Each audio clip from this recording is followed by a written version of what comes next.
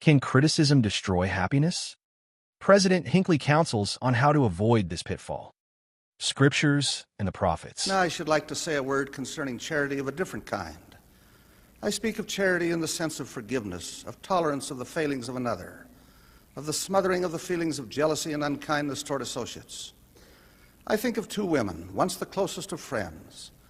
The one, through an accident of which she was innocent, became in effect a party to the death of a child of the other. It is difficult to say which of those women suffered the most over the death of that child.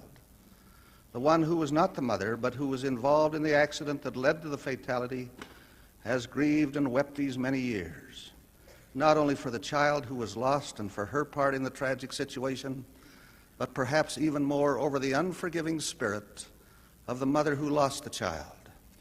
It is understandable why the bereft mother, mourning over the loss of her baby, felt bitter. But long since there should have been a realization on her part that her friend was innocent, that she too has wept, and that there should have been an outpouring of love toward her rather than recrimination.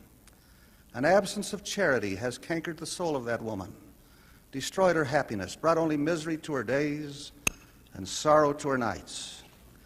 Moroni taught that charity is the pure love of Christ. It was the suffering Redeemer who said, as he hung on Calvary's cross and looked down upon those who had so brutally crucified him, "Father, forgive them, for they know not what they do." If there be any within the sound of my voice who have harbored grudges, who have let hatred develop in their hearts one toward another, I ask you to make the effort to turn around. Hatred always fails and bitterness always destroys, but charity never faileth. There is another aspect of this matter. There is rampant among us a spirit of criticism. Perhaps it is a part of the age in which we live. We are constantly exposed to the writings of newspaper columnists and the opinions of radio and television commentators. Their major objective, it seems to me, is to find fault. They are critical, sometimes viciously so. They are critical of political figures. They are critical of church leaders. None of us is perfect. All of us occasionally make mistakes. There was only one perfect individual who ever walked the earth. Men and women who carry heavy responsibility do not need criticism. They need encouragement.